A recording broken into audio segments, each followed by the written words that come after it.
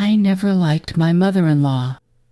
She smiled too sweetly, like honey masking something bitter underneath, and she watched me too closely, her eyes lingering just a second longer than comfort allowed. But the day I opened her locked drawer while she was in the hospital, I understood why she hated me, and why, deep down, in the quiet places we never speak of, I might have been her daughter all along. My name is Sarah. I'm 38 now, but sometimes, in the quiet hours before dawn, I still feel like that wide-eyed girl who fell in love too quickly. 15 years ago, I married Mark. He was everything I'd hoped for. Steady hands that fixed what was broken, a laugh that filled rooms like sunlight after rain, and eyes that looked at me like I was the only story worth telling. We met at a small bookstore in our coastal town, both reaching for the same worn copy of an old novel about lost loves and second chances. His fingers brushed mine, and that was it. A spark in the dim light between shelves heavy with dust and forgotten words. Our wedding was simple, under a sky-threatening rain, but holding back just long enough for vows. Evelyn, his mother, stood at the front, her pearl necklace catching the light, her smile perfect, but somehow distant. She hugged me afterward, her arms light as if afraid to hold too tight. "Welcome to the family, dear," she said. But her eyes, they flicked away too soon, like she'd seen something in my face that unsettled her. Over the years, that unease grew roots. Evelyn lived in a big Victorian house on the edge of town, the kind with creaking floors and windows that rattled in the wind off the sea. We visited often after our 2 children came. Lily, with her wild curls, and Ben, always quiet, always watching. Evelyn would bake apple pies, the kitchen filling with cinnamon and warmth, but her words were like thorns hidden in the sweetness. "Sarah, dear, you let Lily run so free. In my day, children knew their place," or during dinner, a soft aside. "Mark's first love was so good with gardens. Yours looks a bit wild this year." I swallowed it all. Told myself it was generational, that mothers protect their sons fiercely. Mark brushed it off when I mentioned it. "Mom's just set in her ways, love. She likes you fine." But I saw it in the way she arranged family photos on her mantel, always placing mine a little to the side, as if I didn't quite fit the frame. The children adored her, though. Lily would curl up in Evelyn's lap, listening to stories of old lighthouses and ships that never came home. Ben would help her in the garden, his small hands pulling weeds while she hummed tunes from her youth. I watched from the doorway, a pang in my chest. Envy, maybe, or something deeper, like a memory I couldn't place. Last month, everything shifted. Evelyn, at 72, slipped on the icy steps outside her house.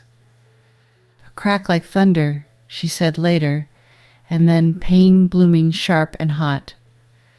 Mark was away on a business trip to the city, the kind that stretched days into weeks. So it fell to me. I packed a bag, kissed the kids goodbye at school, and drove through the gathering storm to her empty home.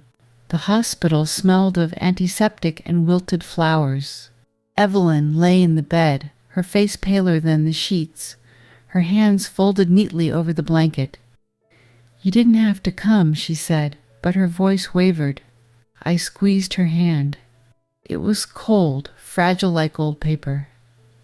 "Of course I did," I replied. "Family takes care of family." Her eyes met mine then, something flickering there. Regret? Fear?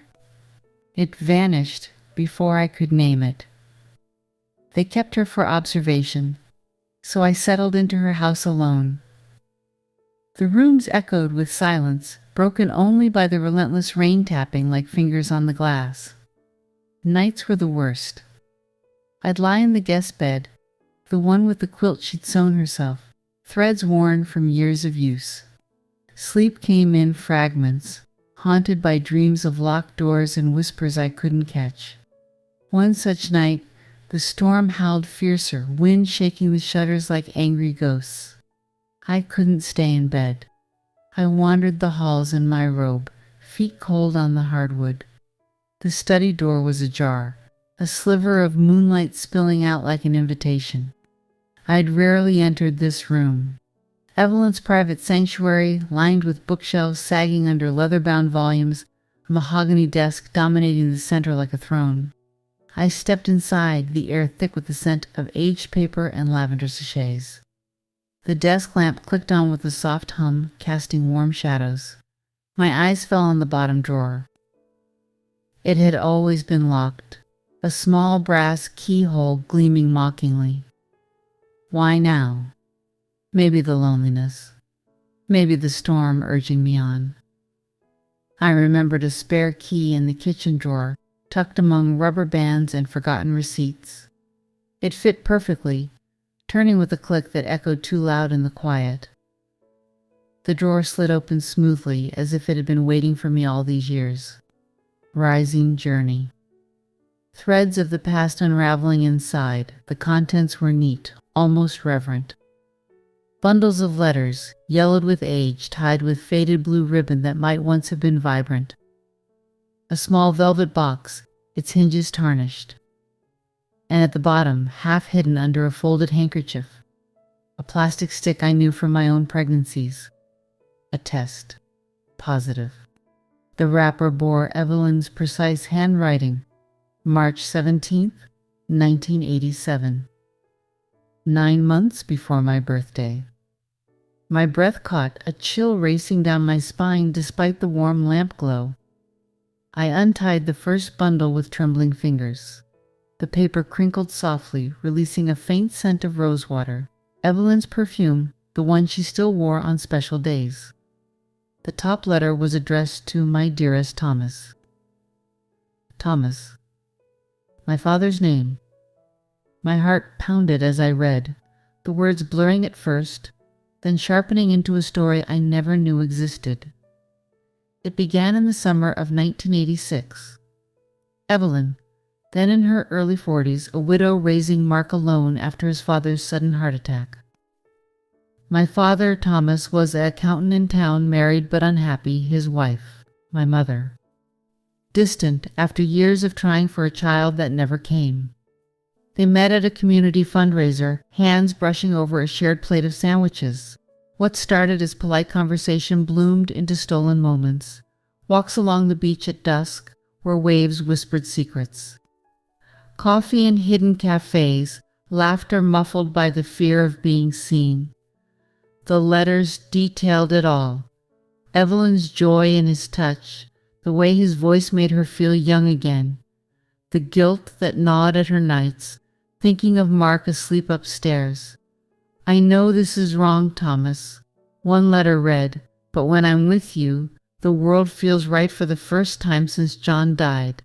My father's replies were there, too, tucked between hers. Promises of love, dreams of a life together, but always the shadow of reality. I can't leave her now, he wrote, not after everything. Then, the discovery. Evelyn's letter from March. I'm carrying our child, Thomas. A little girl, I feel it in my bones. What do we do? His response was frantic, pages smudged as if written in haste. He couldn't divorce, the scandal would ruin them all. But he promised support, secrecy. Evelyn agreed, her heart breaking even as she wrote, I'll carry her for us, but I can't keep her. Your wife, she's longed for a baby. Let her raise our daughter as her own.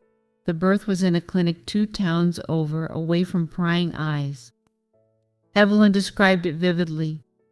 The pain, the joy, the nurse placing the tiny bundle in her arms for one precious hour. She has your eyes, Thomas, she wrote in an unsent note. And my smile. I named her Sarah after my grandmother. Hold her for me when I can't. I sat there for hours, the storm raging outside mirroring the one within. Letter after letter painted the years that followed.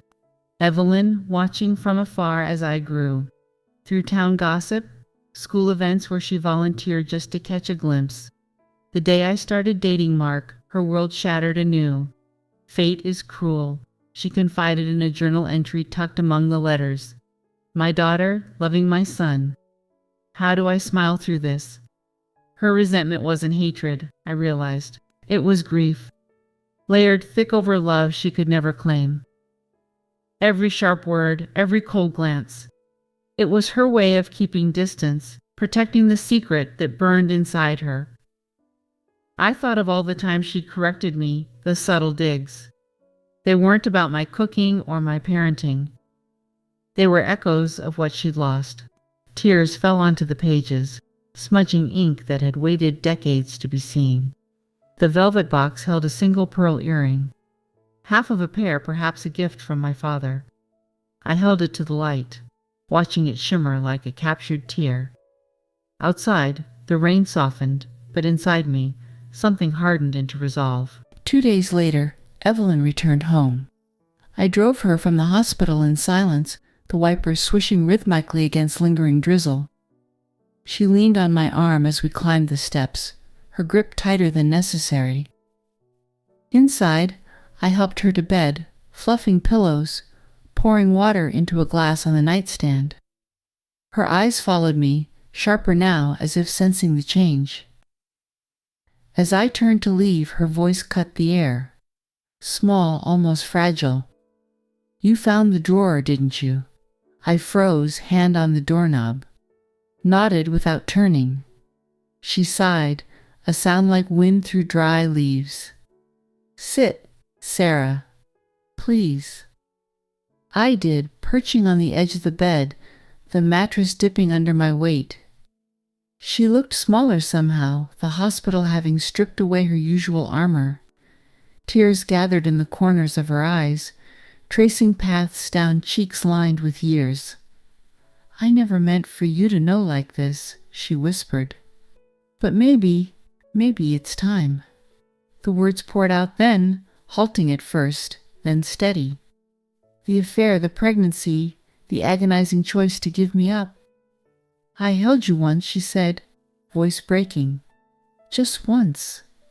You were so tiny, so perfect. Thomas took you home to his wife. She never knew.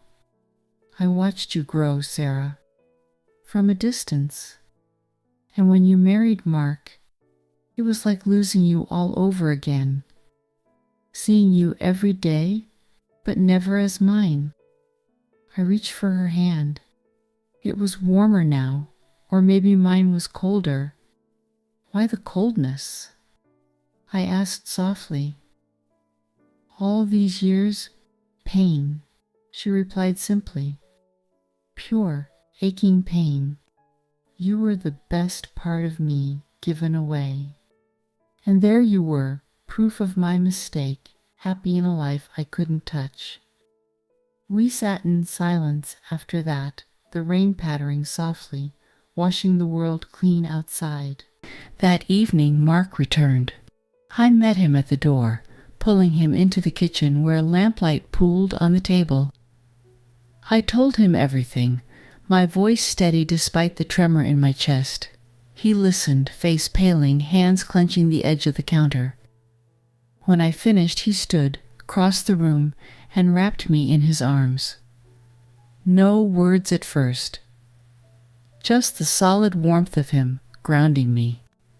We'll figure this out, he murmured finally. Together. The weeks that followed were tentative, like walking on new ice. Evelyn and I began to talk, really talk, over cups of tea in her sunroom, where light filtered through lace curtains. She shared stories of her youth, of meeting my father, of the dreams she'd buried.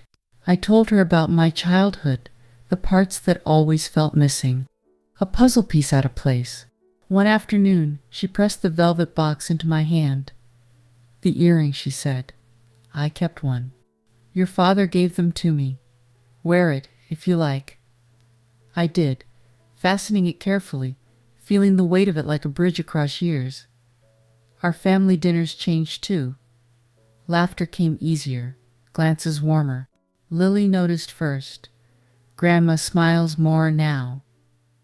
Ben just nodded. Content in the shift. Some secrets are buried deep to shield the ones we love, even when they carve wounds that take years to heal. But truth, when it surfaces, can mend what was broken. If this story stirred echoes in your own hidden corners, leave a quiet light in the comments. Share one truth you've carried in silence. Subscribe, and join me next Thursday for another whispered tale over tea. Until the next secret whispers its way free. Good night.